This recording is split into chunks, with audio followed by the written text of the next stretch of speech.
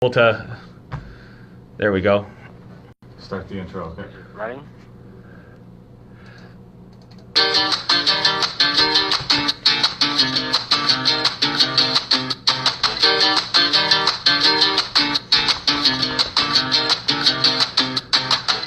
Live from the Echo Network studios in downtown Royal Oak, this is Odd Musings, and I'm your host, Scott Zambelli, and I'm just about to be joined via the magic of the technologies with our friend Brett Pinson and the better half of the show, who I think is on the line right now. Are you there, Brett?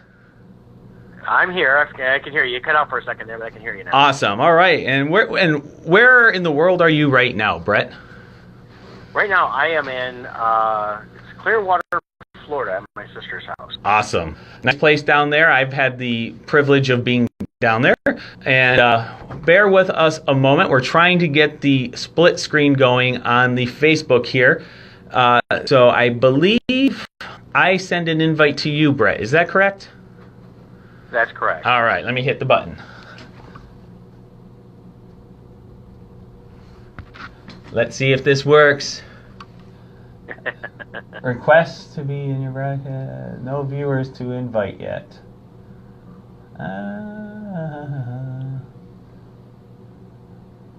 Okay. Okay, I just allowed viewers to hit because it's not seeing viewers. Do you see a way where you can ask to be on the show now? I am looking for it. Hopefully this works.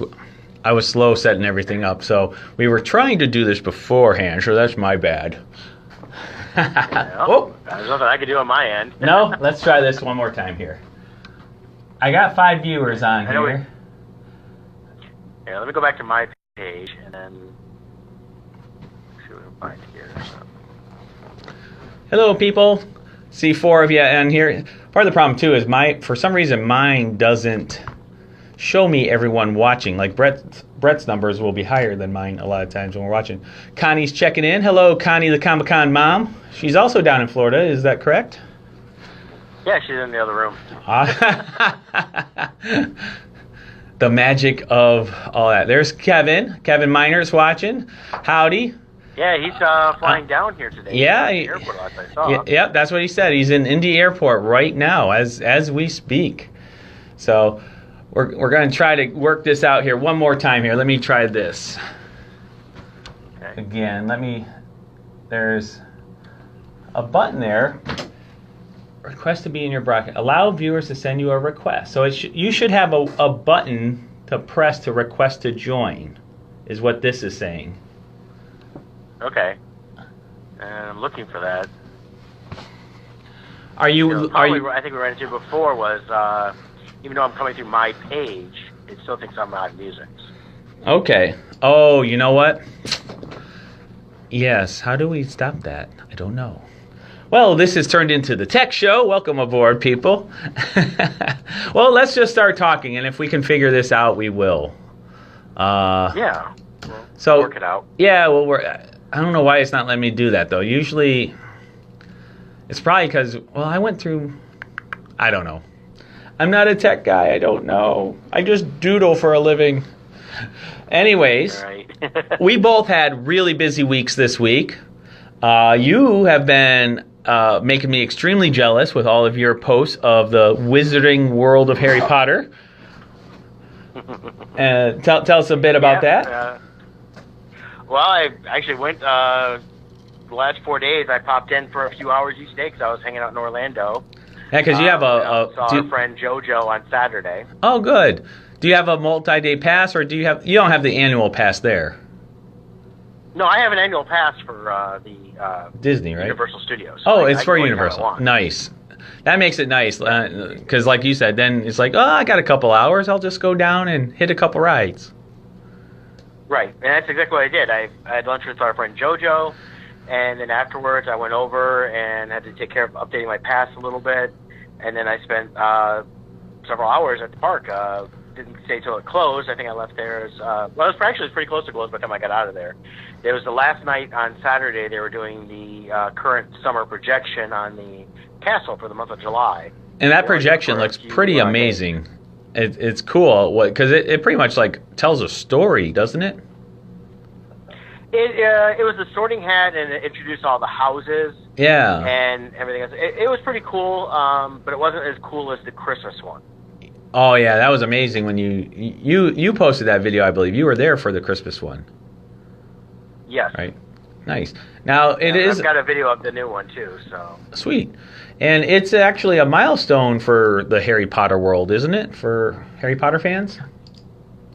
Well, yesterday was Harry's birthday. He would have been 38, or he is 38, I should say, because he's still alive according to the book. So right. So according to the birthday Harry Potter has in the books, he would be 38 as of yesterday.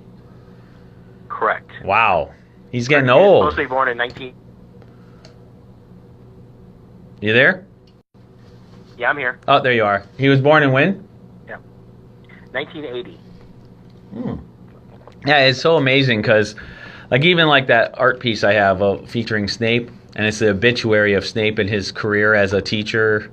You read the dates, and everything was like in the 90s, and you forget how old the series is. You know. Yeah. It seems like yesterday they just started coming out, and it's been. I mean, the series itself, the books came out a long time ago, and you know. Do you remember when the books came out? I'm putting you on the spot there, but...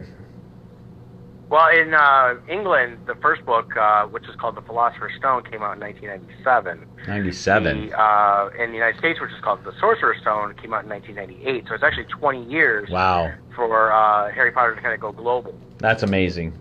And Brett was... celebrating it. They are... Go ahead. Oh, go ahead. Yeah, they're celebrating it as the 20th anniversary of Harry Potter this year. Very cool. Yeah, Brett was teasing me with his pictures of his butterbeer, and I attempted an Accio spell to retrieve that butterbeer all the way to Michigan, but it didn't work. No. You're not supposed to do magic outside of Hogwarts. That's right. Now, if you held on strong enough to that butterbeer, would you have come home too? I might have, yeah. I wasn't letting it go. People in Georgia are like, there's a man flying through the sky holding on to a butterbeer. I crack me up. So anyways, that's awesome. What would you say is your most frequented ride at Universal? Probably Gringotts. I rode that the most this time. Mm-hmm. I like many of them. I don't ride every ride. There's a couple I'm just not crazy about. I did ride the Fast and the Furious ride, though. Oh, and what was it? Fast and was it Furious? No, but I was furiously getting off the ride because it was kind of lame. Oh, no. Ouch. Yeah. Does, like, Vin Diesel walk you through the whole thing or something?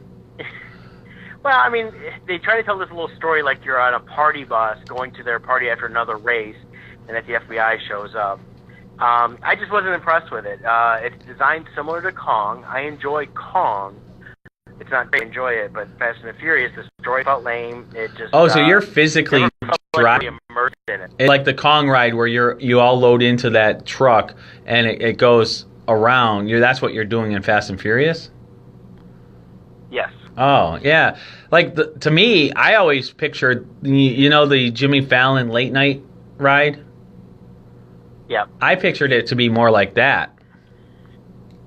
I think that might have been a little bit better, but it would have been where you actually feel like you're more in the race instead of having to be looking on the sides all the time. Right.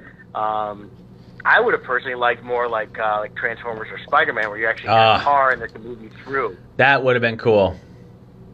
Yeah. That would have been very cool. Well, so it's lame. Brett has rated it. Go judge for yourself, though. It's a fun park. Even the lame rides are fun. So. But it was all right. It's one of those rides there. I won't stand in line for a long time, but if I can get on real quick, I might do it again. I did it twice. Once with my sister when her and I went yesterday. We went Monday night and yesterday, and then I did it on Saturday. So. Right. Okay. The Harry Potter park portion of the park. Is the new roller coaster done yet? That's not done, right? They're building it. No, but when you're actually walking up the walkway to go onto the Hogwarts Express back over to Diagon Alley from Hogsmeade, you can see the construction work. It is a roller coaster. You can see the track, some of the tracks up, and they've got some of the back stuff they're building. And I'm not sure exactly what it's going to be because they've not released any information on it. And I have expect them eventually here to start really blocking off more just so you can't see some of the spoilers. Right.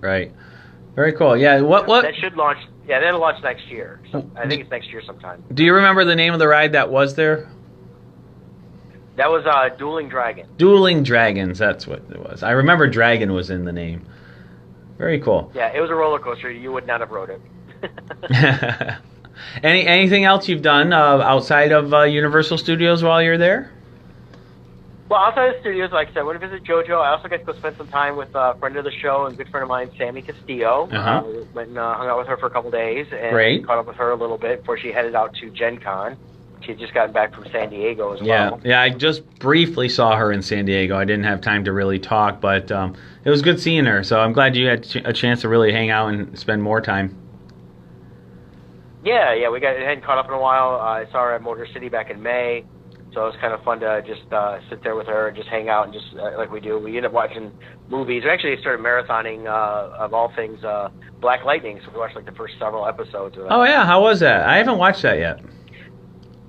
You know what? It was way better than I thought it would be. Okay. I know we've talked on the show a little bit about some of the other CW shows and we kind of gotten away from them because we're just not enjoying them. And this one's got an overall story they're working on, and being able to binge it a little bit, it felt more like it could have been on like Netflix or Hulu or something like that. Okay.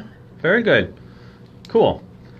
Yeah, things over here, since you've left, let's see, we had a nasty storm last night, had some flooding and crazy winds, so you leave the state and everything falls apart once again. We're going to put a travel ban on you. Yeah. No, but everything's fine, but there were some big winds. Taylor, I think, got hit really hard. I'm hearing that. I saw people posting on Facebook that. We've had some storms here over in Clearwater. A lot of thunder and lightning. It's pretty much rained every day we've been here. It clears up, then starts raining again. Right.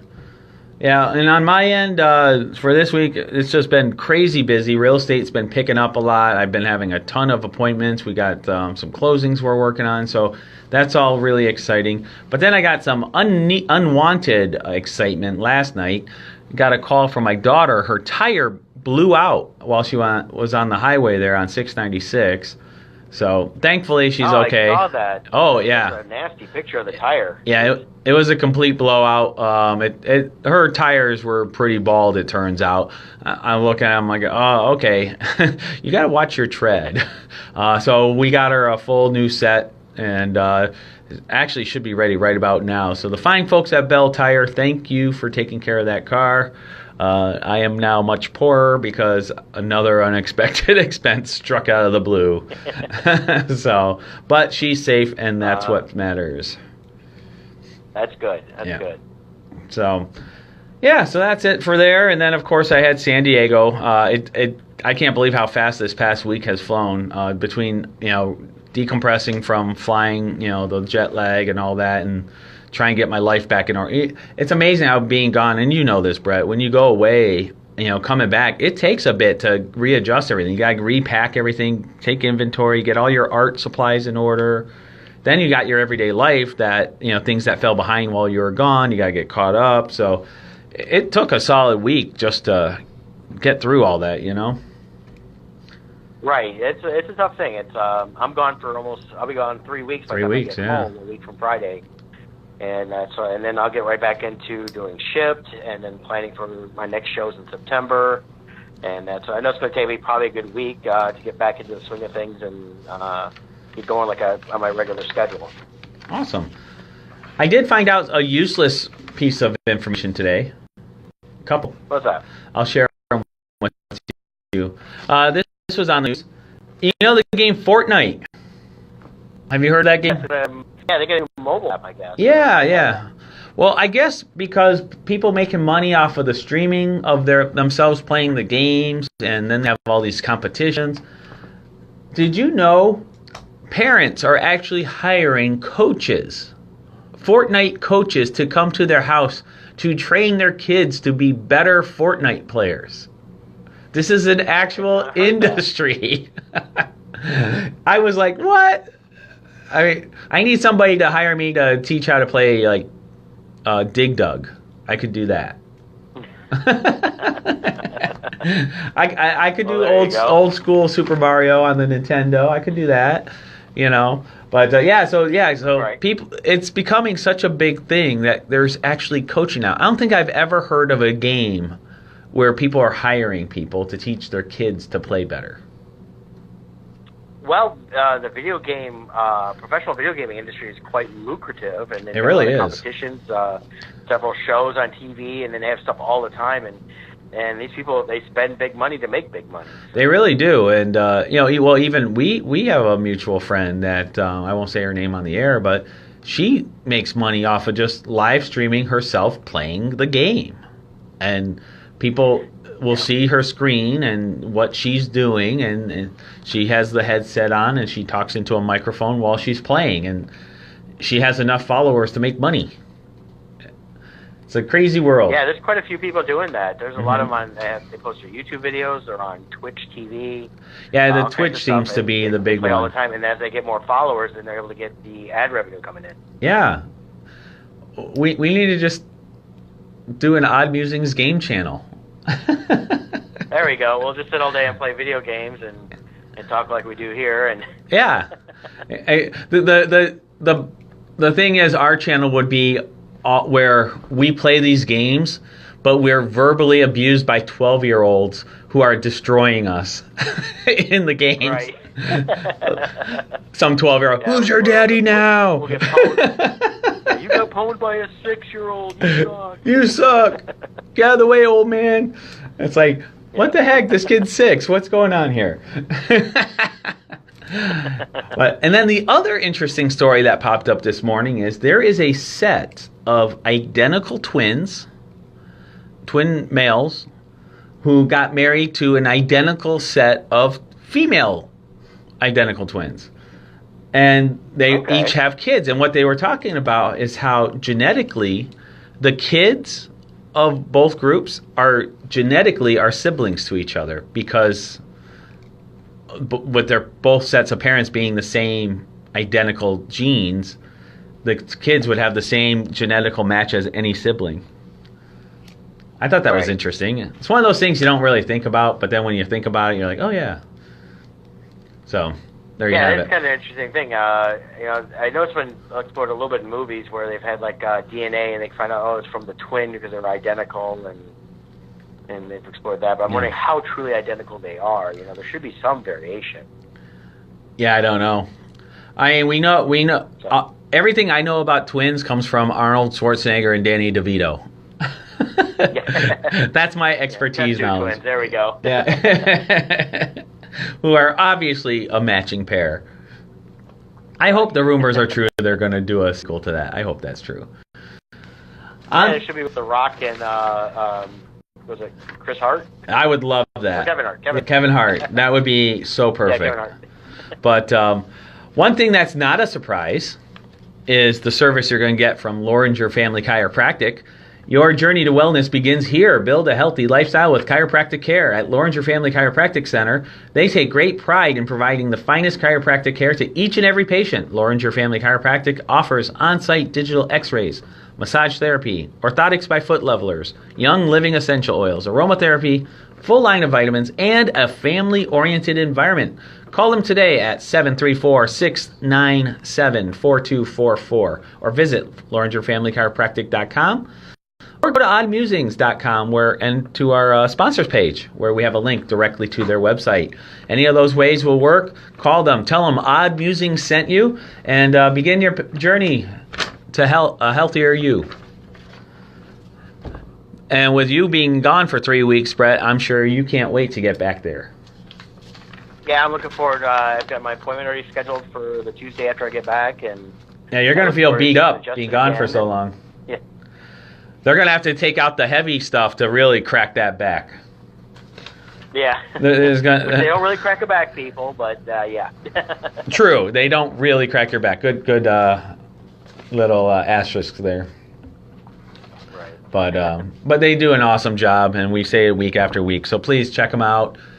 If you need advice, whatever, call them. If you need if you're not near their offices in Belleville or Dexter, still call them. You can maybe get a referral to a place near you. Yep. There you go. So, on to the main topic. I was at San Diego Comic-Con, as you know, and it's funny, people will ask me, well, what happened at San Diego Comic-Con? And what's funny is they usually know more about what happened than I did, because I was behind my table the whole time. It's like well, I don't know what happened. You did do a live video, so we did know you got to walk around at least once. Yeah, I did do a quick walkthrough, and that was on a Saturday, I believe. I did that one. So I like to do that just to show people how crazy it is. And that was only about maybe 30 or 40% of the entire floor that I walked. I just did a little U shape, but it was pretty cool. It's people who never get to experience San Diego Comic-Con, it's its own thing. It's a different animal than a traditional Comic-Con, just because it's so over the top in every field. It's very fun, and I had the pleasure of traveling with Kevin Meinert. We had an Airbnb together, and some of the highlights we had outside of the Comic-Con was there's an aircraft carrier there called the USS Midway, and it was last used in the Persian Gulf War, so with Bush Sr., and it's been retired since then, and it's docked there on the near. They have a Broadway pier or whatever they call it right there. They have the ship there, and you can go on it, and they have all these planes on it, and you can walk the whole thing. We went fast, and it took us, I think, 3 hours to go through what we went through. We didn't go with the tour group. We just did our own thing. But it's so amazing how big and huge that aircraft carrier is. And to Sean Forney, that's what she said.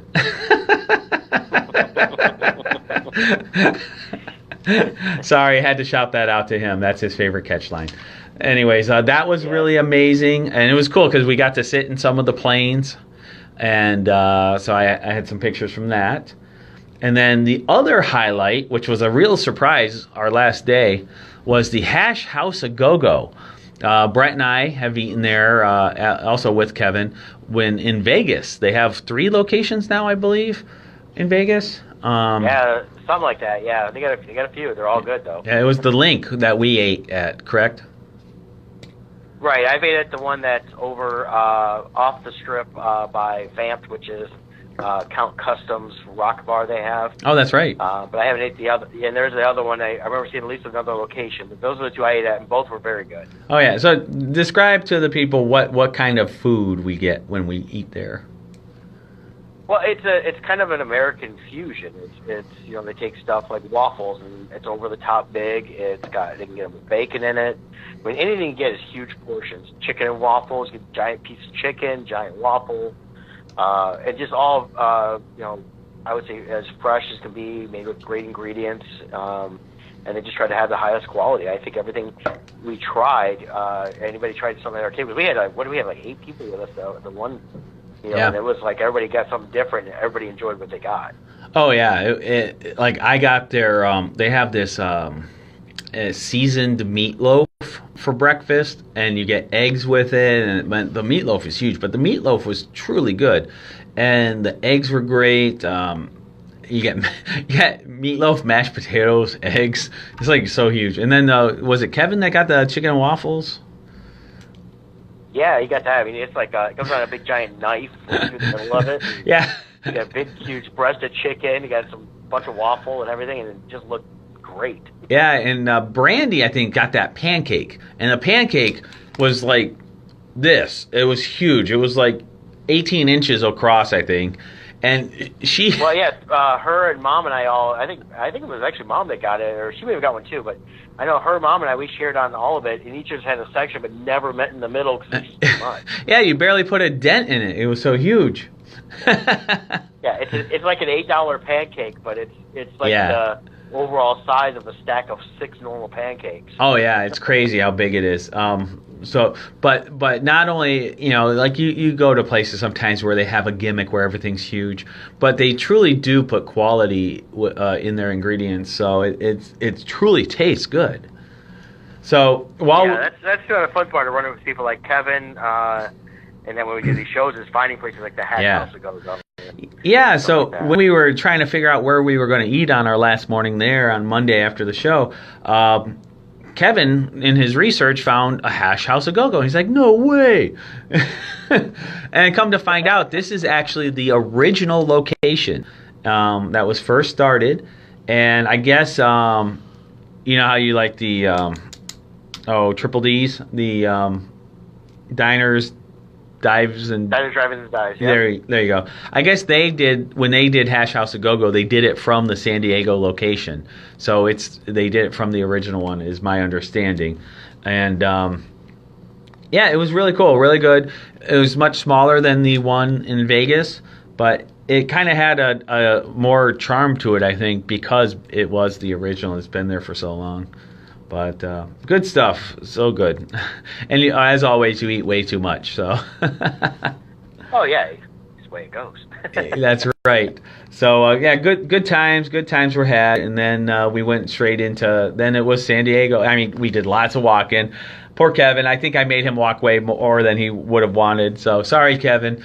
But it was about according to GPS, is a 1.8 mile walk to the convention from where we were, but it was nice. Right. We got to enjoy the mornings, and there was a Dunkin' Donuts on the way that we would stop and try to have an affordable breakfast in the morning because the food is so high out there. So dinner time, it would be so easy to spend $30 on a basic dinner. So we would try to, we went grocery shopping, and we made sandwiches that we brought in every day for lunch while we were at our tables. So you do things like that to save a little money, but good stuff. Oh, good. Yeah. So a big part of... Nice. Oh, go ahead. No, go ahead. I was just saying, a big part of San Diego Comic-Con is the panels and the reveals. So we're going to... Yeah, I mean, you guys had a few trailers and stuff like that, which they finally posted online, so I got a chance to catch up on them. Yeah, and like you, I had to go online because being at the show, I didn't know anything until after. People would come to my table and talk about what they saw. And one of the big indicators, some people think I'm crazy, but I think it's proven out over time that I am crazy. No. You can tell a lot from the buzz of the San Diego Comic-Con floor. Justice League, for instance, back when that came out, when they did the first panel for it, I barely heard any buzz about it that weekend, but I heard tons of buzz about Marvel. Well, you can see the results in the box office, the big difference. And that's not to hate on DC or anybody else. I'm just saying, San Diego Comic-Con is the fan base. These are who your primary ticket goers are going to be for these type of films. And if there's no buzz, there's something wrong. And I have to say, I'm shocked at how little buzz I heard about anything other than the Clone Wars. The announcements they made in that panel all weekend, people were talking about it at my table. Barely heard about any other panels the whole time. Well, I've seen nobody posting really much online either. And there's a few things that, we'd already seen stuff before San Diego, like Fantastic Beasts had a new trailer. They'd already done a couple teaser trailers. Correct. Things like that. So that's been leading up. So I think that's one of the exceptions to this. But other than that, like I said, Clone Wars got a lot of people posting right away after that. I saw some stuff for about a minute for Aquaman, and that's died down quite quick. Yeah. And then even Shazam, not as much, though I really like the Shazam trailer. Yeah, so let's highlight some of these. Let's start with the Clone Wars, since that had the biggest buzz. It's interesting. So I have one thing as artists, we can tell the interest in shows is by our sales. I have a couple different pieces of the clones, the popular clones, Cody, Rex, also one with Rex and Wolf. And those pieces usually sell okay at shows, but then all of a sudden, people are buying them like crazy at my table. I'm like, what's going on? I ended up selling out of almost all of them. And anything with a clone on it, people were buying up. And then people were like, did you see? Did you hear the news? I'm like, what's going on? And they're like, the Clone Wars are back. Now, for those who don't know, the Clone Wars was an animated series that came out a few years back prior to the Rebel series that's now... Actually, Clone Wars is probably like 8 years ago or something now. Yeah, about that, yeah. Yeah, and it followed the story of Anakin Skywalker and his apprentice, Ahsoka.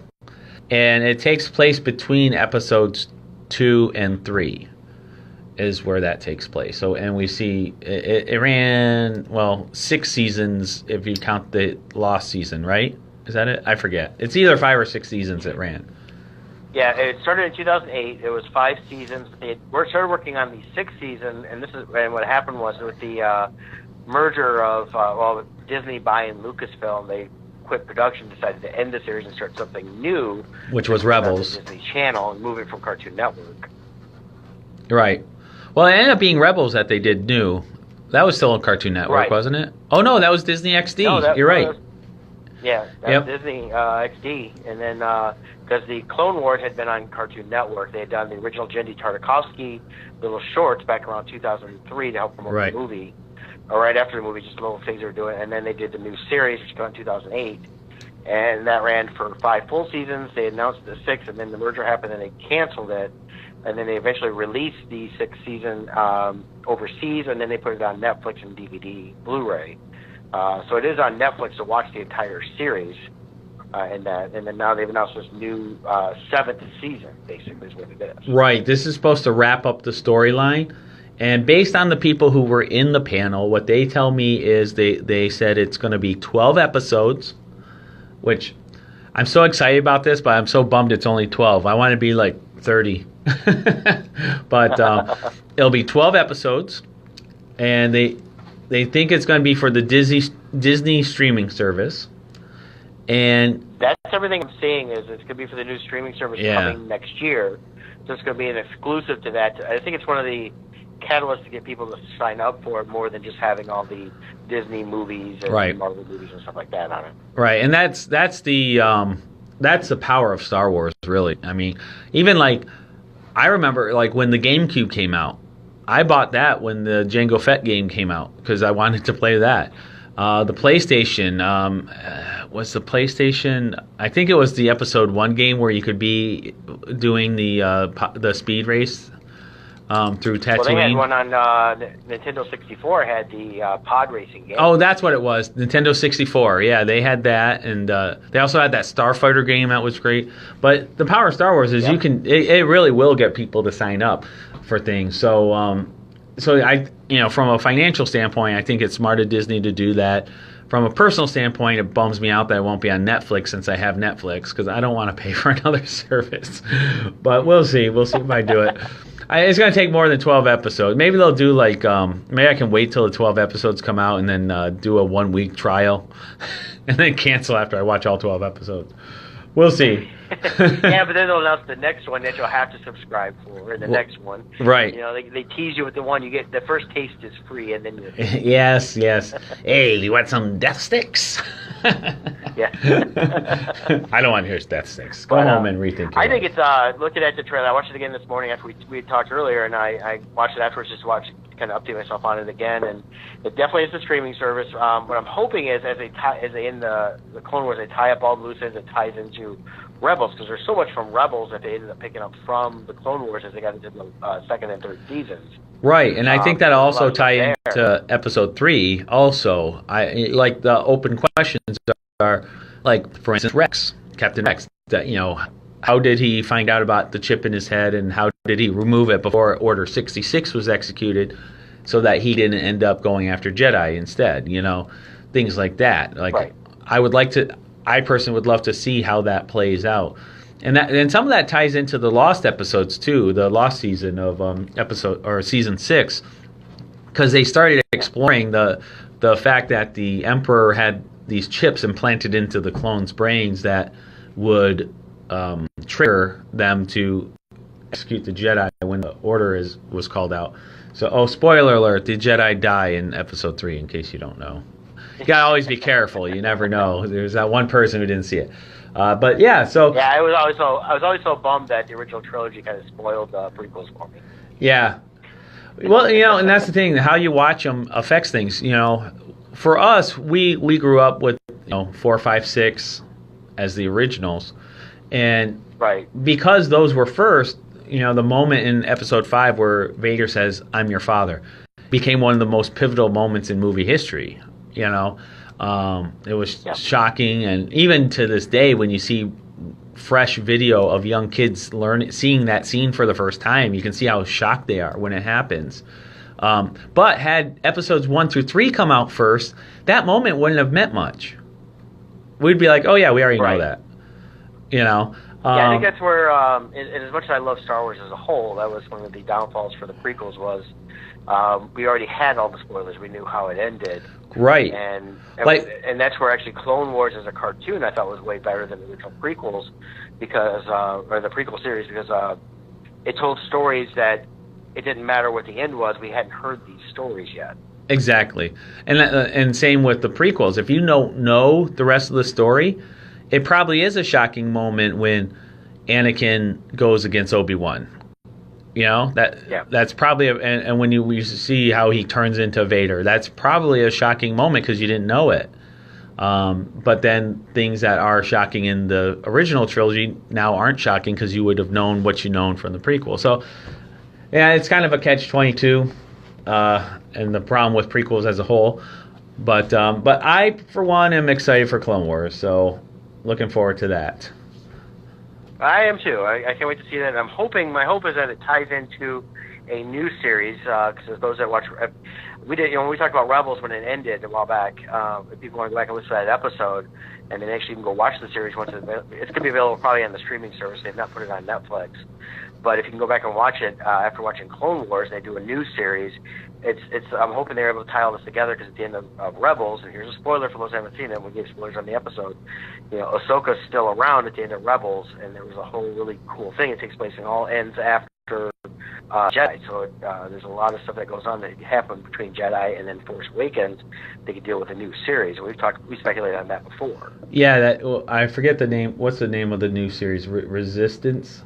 Or I forget what the new series is called now, coming out next. They advertised it. I can't remember the name though. But enough of Clone Wars. So my next trailers. Yeah, my next highlight for me and surprise, to be honest, was Shazam. PJ's asking if we covered Shazam. We are about to, just for you.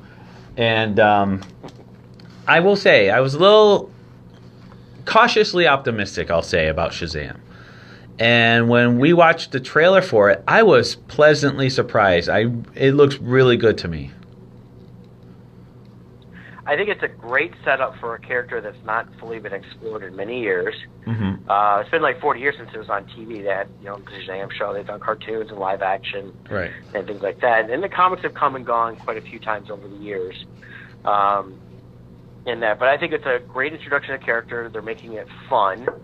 And I had some people go, "Oh, it looks like Big as a superhero." I'm like, yes, and it should be because you have a kid that becomes the superhero, but it's still the kid. It's still Billy Batson. Right. Yeah. So Shazam definitely looks good. I like the overall. It's so different than what we've seen. It looks like it could be a Marvel movie. It's very bright in color.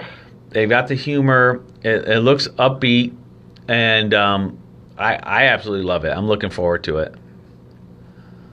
Yeah, me too. I can't wait to see more. I can't wait to see a more extended trailer as they get into it more. And I think it's exciting. I think it's a great move for DC.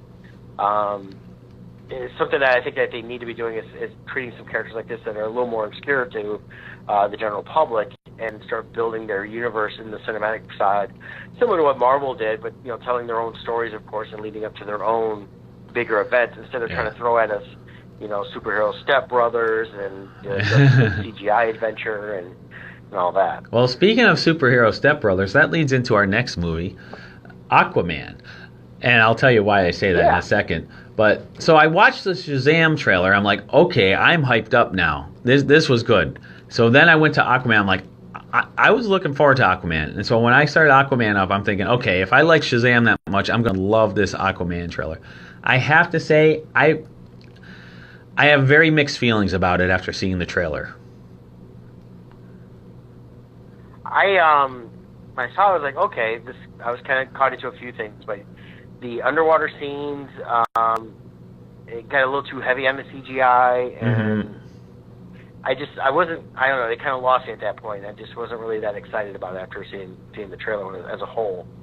I kind of wanted something different, but I'm not sure exactly what I wanted, so it's hard to really go for down me, on it, but you know. Yeah, for me, the above water scenes I thought looked great. I thought the movie looked very good on those scenes, but the underwater scenes just looked so fake to me. It just pulled me out. The suspension of disbelief was broken.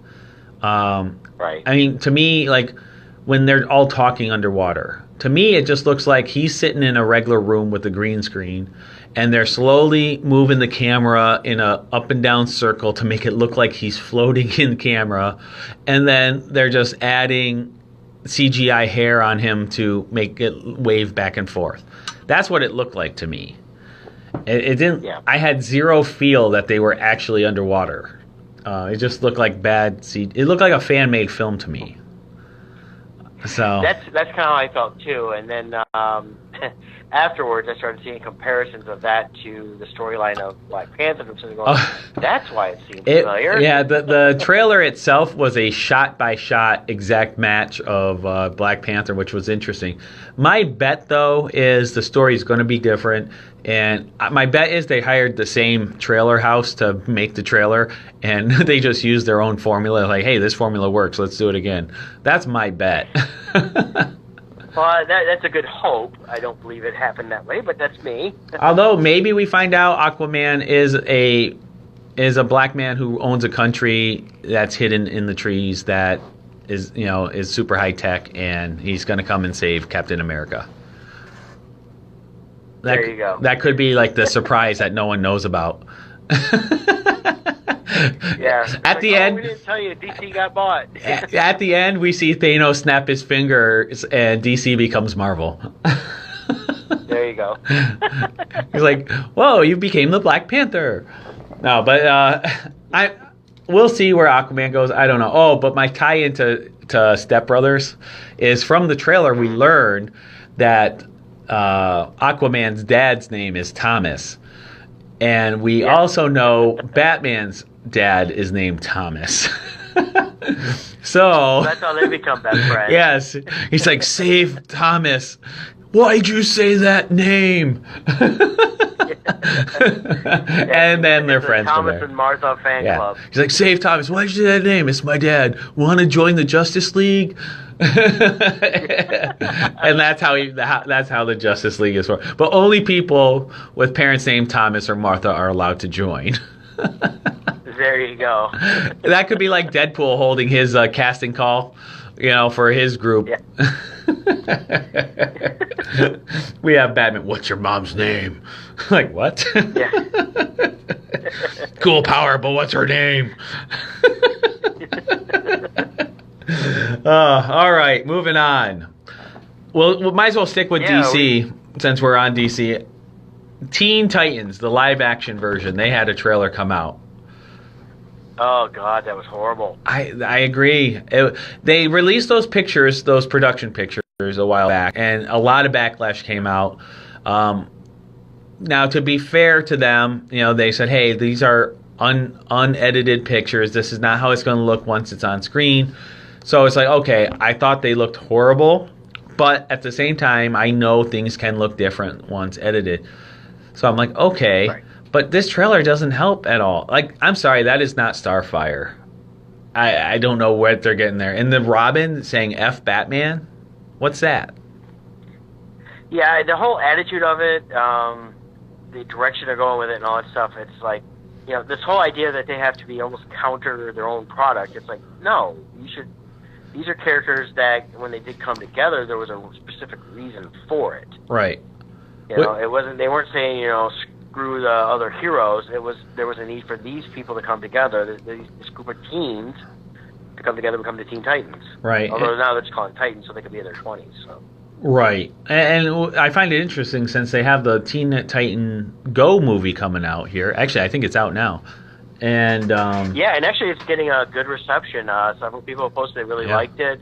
I'm not a fan of the cartoon, but people said that it's actually one of the better cartoon things. It actually handles the characters better than they have in a while on DC characters. And they did give a lot of good credit to people like Dan Mishkin, who's from our area, who worked on Wonder Woman back in the 80s. In fact, as he said to me a few weeks back when I talked to him, they've not contacted him for the new Wonder Woman movie, but he was the one writing Wonder Woman in 1984. All right. Yeah, with this one, with the cartoon, I was a fan of the Teen Titan cartoon that was 10 years ago, and I really liked the storytelling and the style of the art. The new Teen Titans I can't stand. I'll just be honest. However, the trailer for Teen Titans Go, I get the feel it's the artwork like the new series, but the way it looks like the storyline is, it felt like an older version of Teen Titans, the older cartoon.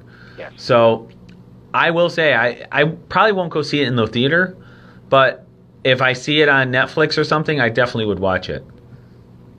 So, but I don't plan on going to see it in the theater myself, but I definitely am a little more curious how to see it after people talking about it and stuff like that to see how it goes. It reminds me it could be a very similar styling in terms of storytelling as to like the Lego Batman movie.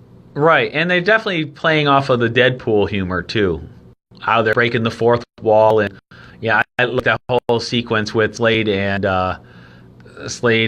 what's it called? They're calling him Deadpool, and he's like, I'm not Deadpool. I was first. They should be calling Deadpool Slade. But so good stuff there. What is next there? So after Teen Titans. Well, hold on, man. We got to take a quick break here because we haven't talked about International Minute Press. Oh, thank you very much. Keep me on time here, Brett, because I can't see the clock anymore here. It's off the TV. So yeah, because it's 10:46 right now. So let me talk about International Minute Press. Perfect. All the way down here in Tampa, Clearwater, Florida. So International Minute Press is located in Plymouth, Michigan. They print, promote, and design you. They are artist-owned and operated. The team offers specialty printing services, custom graphic design, marketing consultation, and promotional products to boost your business. IMP has the services and skills to help artists and entrepreneurs looking to take their business to the next level by exceeding client and customer expectations. Visit them online, myprinter.intlminutepress.com. We do have a link at oddmusings.com. Unfortunately, in front of me, I do not have their address or phone number. That's okay. The original copy. I have that. So you have that, right? Yes, they are located at 1058 South Main Street in Plymouth, Michigan. Their phone number is 734-414-6203, or visit them online at www.myprinter.intlminutepress.com, or go to Odd Musings sponsors page where we have a link directly to their pages. Excellent. Excellente. Don't forget to mention Odd Musings. Odd Musings for 20% off. That's right. Now, what was next on your list of trailers you want to talk about next? Well, we've covered Aquaman, Shazam, Clone Wars. I haven't watched the trailer yet, but they announced the sequel to Unbreakable and Split, Glass, from M. Night Shyamalan. That's right. I got to leave the screen for 1 second here. Go ahead. Talk about the trailer for a second. I got to plug in my cord to my phone because it just gave me a warning it's dying. Hold on a second. I'll be right back. Keep talking. Yeah. Well, I haven't seen it yet, but Unbreakable came out quite a while ago. Bruce Willis and Samuel L. Jackson ended up being kind of a disguised superhero film. It was really cool. It came out of nowhere. Nobody was expecting a superhero film, and it predates all the current stuff that's going on. And then a couple years ago, it came out with the movie Split, and it turns out it ties right into that universe. So it was kind of a pseudo-sequel. And now they have Glass, and from the clips I've seen, the images, we see Samuel L. Jackson's character in the same room with the character from Split. So they're tying that all together. So it's almost like the merging of two supervillains. So I've still got to watch the trailer, but I'm really excited to actually catch that and see what's going on. So it should be a lot of fun on that. I agree. Okay, yes. I actually could hear what you were saying. It's not plugged in yet, but I think we have enough juice to survive because we're getting close to the end. So, Glass, I watched that trailer. 10 minutes. Yep. So I watched the trailer just like you, and it was pretty sweet. It definitely did its job in making me excited for seeing when it comes out. So that's going to be awesome. Did you want to speculate more on that, or keep going through this real quick? Let's kind of go to the Godzilla King of Monsters. Godzilla King of Monsters. Yes. For initial reaction. In some ways excited. The story from the trailer I'm not as excited about. I'm really kind of over the whole someone decides that the humans are bad, so they should let us all out, and they're human themselves. Yeah. I kind of thought it'd be something a little bit different with the, as the Godzilla, they progress that Godzilla mythos, leading up more to what they've already announced, which is going to be the Godzilla versus King Kong movie in a couple of years. Yeah, I was a little confused by what the storyline seems to be, and not confused, but confused as to why they're going that route.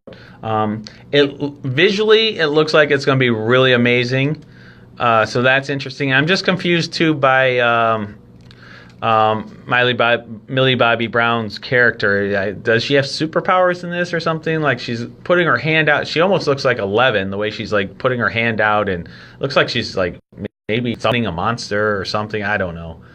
So, yeah, I don't know what that's about, but I did get to see her on the San Diego floor, so that was cool. Got a quick snapshot of her, so. Yeah, and it still is one of those ones I'll go see initially when it comes out because I'm a fan of all those movies. Yep, same. And I'm hoping it's good because I really like the last Godzilla. I enjoyed King Kong Skull Island, so I like the direction of trying to go with creating these new monster movies. I'm just hoping they don't take it in such a weird direction that they lose the audience. Yeah, I will say the last Godzilla movie, I really enjoyed the first half. The second half, I thought the story bombed, but the monsters were cool. Once Bryan Cranston's character died off, I didn't care about the son and them characters. I'm like, they could die. I don't care about them. I wish they made Bryan Cranston the main role all the way to the end. I think that would have been a better story. I was surprised that they did kill him off. I thought he would continue on through the end. Yeah. And then he'd be like someone that they'd continue on through all these movies, but they're got a whole new cast for the second one, and it's going a different direction, and they're also bringing in some of the classic monsters from the original Godzilla movies. So they're starting to incorporate those into it too. All right. Cool. And then there was Walking Dead and Fear the Walking Dead. Personally, it didn't do anything for me on those. I don't really care. I haven't been watching Fear at all. Walking Dead, I'll probably watch when it starts up. I did watch the trailer. I was like, okay, but even in the trailer, I was like, oh, it's just more of the same. A lot of infighting. Groups start sectioning themselves off and then fighting each other, wanting to take over. So they're not really progressing the world enough for me to want to continue and care about it. Right. And one thing I am excited about, though, was the Orville Season 2 trailer. What? I didn't see that. Yes. What? You didn't? No, I didn't even know they had it. Oh, I'll have to go watch that when I get off the air here. Cool. Okay, I did not know. I did see the cast being interviewed. I walked past. I was able to snap a picture of Scott Grimes, who plays Gordon on the show. Mm-hmm. No relation to Rick Grimes, I guess. But I'm looking forward to season 2 of Orville. It seemed like so far away when it was coming in 2019, but we're already in August now. So. Yeah, I want to say they announced the season 2 actually starts. I want to say it's like December 30th or something like that, and it's like after football. They're going to have the first episode. Okay. So they do have a release date. I'm pulling it up right now since I can do that. All right. And I got to agree to cookies. I hate cookies on computers. I like chocolate chip though. Yeah. But it's they announced they had the trailer when it's coming back, so it's like right after it'll arrive later this year. Stephanie McFarlane said there's no crossover between Orville and December 30th is when is the premiere, and the remaining episodes they say start in 2019. So probably having the premiere on the 30th, and then we'll probably a couple weeks later they'll get into the season again. All right, that sounds good. All right, I think that wraps up all that stuff. Actually, if it's going right. Go ahead. Yep. Can you hear me? Okay, there you are. All right. Yay. Are you there still? There you are. Yeah, I'm still here. We're having weird. You got? I was just gonna say that pretty much wraps up my list. Yeah, I mean, the only other trailers they did was Fantastic Beasts, which they did a couple of. They had the new Doctor Who series trailer, introducing the new female Doctor. That's going to be coming out later this year. Netflix has the new Disenchantment from Matt Groening, who created The Simpsons. But other than that, really not a whole lot of big reveals at San Diego this year for the trailers. All right. Well, moving on as far as upcoming, you have the Tampa Bay Comic-Con this weekend. Yep, Friday, Saturday, and Sunday, August 3rd through the 5th. I'll be at location D as in David, 13. Perfect. Be there with Mom will be with me all weekend. Kevin Meinert's going to be there. Awesome. We've also got Dominic there from Mess Bucket Comics. What? You're going to be there? Yeah. Wow, and he's here in the studio now. What's your excuse, Brett? No, just kidding. I know. As you are. So Prepping for 2 weeks for the show down there. That's right. So if you are in the Florida area, Tampa Bay area, go see Brett, see Dominic, and see Kevin. That's pretty cool. And then on my end, next week, we're going to have another guest co-host on the show. It'll be Jill Webler, who is my partner in real estate. And we're going to do a fun episode talking about famous real estate, like famous homes in movies and TV series. And we're going to talk a little bit about the different houses used in these these iconic homes that we've all grown up knowing, and maybe get into some facts about those houses for you. So that's what we're going to be doing next week. Anything else, Brett? Awesome. Nope, while you're doing the show next week, I'll be back in the magical world of Harry Potter. Curse you. Well, Brett, have a great time, stay safe, and look forward to having you back in the studio in 2 weeks from now. Definitely, we'll catch up more then. All right, and on that note, Dominic, take us out.